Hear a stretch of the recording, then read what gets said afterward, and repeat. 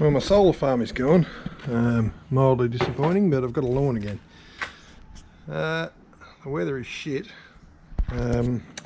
So we're going to try something I've been wanting to try for a little while. We're currently coming out of the Australian winter into springtime, so the sun's going to start getting better, but I still want to deal with the overcast days for next winter. So I've been down to Alt-Tech and grabbed a couple of these thin film panels. So not specific, but I don't specifically know, but I believe that these the chemistry is set up so that they actually respond better to the blue light instead of the ordinary infrared light that normal panels respond to. So they're better in like indirect, apparently. I don't know that, but I'm making an assumption. Anyway, so I've got two here. I think these are the Kaneka 110, so they're like 70 volt open circuit. Let's have a look. What do we got? Yeah, 71.0. So 110 watts each. I've got a couple of MC4 connectors here. Normally these have got the MC3s, but I'll quickly swap these over. I've got a spare MPPT in the shed. That still needs to be cleaned up, but we'll just ignore that for the minute. I've got a spare 60 amp MPPT in the shed, so we'll test that with these on it and see how we go. The other day we peaked at like 21 kilowatts, so 5 of it was coming from the house because that measures the total of what comes off the house.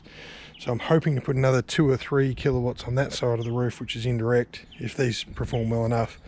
And I'll stop accounting using the house's solar in my total, and I want to hit 20 kilowatts of off-grid solar production. Anyway, I'll chuck these connectors on and we'll go from there. A little house cleanup is an ongoing adventure, but it's coming along. There was a time you couldn't even walk down here because the amount of crap that was down here. Oh, I'm just going to roll this out the old-fashioned way.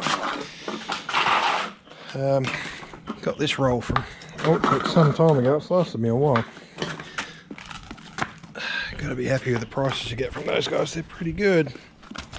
Anyway, that one wants to see me. Oh man, just grew that. You can see the lawn's still a bit patchy, but I've grown it from seed and it's only been in for a month, so it's doing all right. That and the soil ain't real crash up. Oh, forget this. All right, what do we got there? 120 volts DC. So positive over there. So I didn't bring the connectors, did I? Be back. Right, got my. I really need to get one of those like chest plates, so I don't have. Righto. So it's about as good as it's going to get today, I think. So what I want to do is measure the performance of these against the normal non-thin film panels, see how they perform. I'm expecting they'll never produce as much, even at 110 watts of that space. They're still going to be diminished in capacity in the low light, but apparently they'll perform better. So let's see. Maybe they work better in indirect, who knows. But let's go and have a look what it's doing. Well, that's a bit of a worry. Not seeing any power at all. That means that one of those connectors on that thing out there is no good. Or, no, there's no grip switch on those, so let me go get my multimeter, do a bit of troubleshooting. So end of day one, the Kanekas, this spreadsheet's bloody terrible, but I just kind of rushed it together. What I ended up doing is trying to figure out what the percentage of the max total output was at any one point in the day. So if the string was capable of 200 watts and it produced 20, then it was at 10%. And I compared it to one of my strings of the Trina 370s.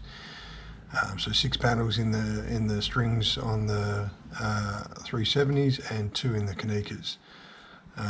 So we ended up with an array potential max of 220, and the bigger array was 2,220. And throughout, sort of from 10 o'clock till 3 o'clock, I measured the outputs of them and tried to figure out if they were in indirect light or in direct light, what the percentage of the max total output was. So the thing is that the Trina panels outperform them the entire time. So even in indirect. So at this point, this test is about to come to an end. I've got 2 more to do after this, but yeah, it doesn't look like it's... I've got to figure out what the price point is per watt, because early indications are that the newer panels just appear to be generally better than the older panels, and there doesn't appear to be an advantage to the thin film at this stage. So I'm going to move them to put them in like another part of the yard and have another crack at it and see what the output is then.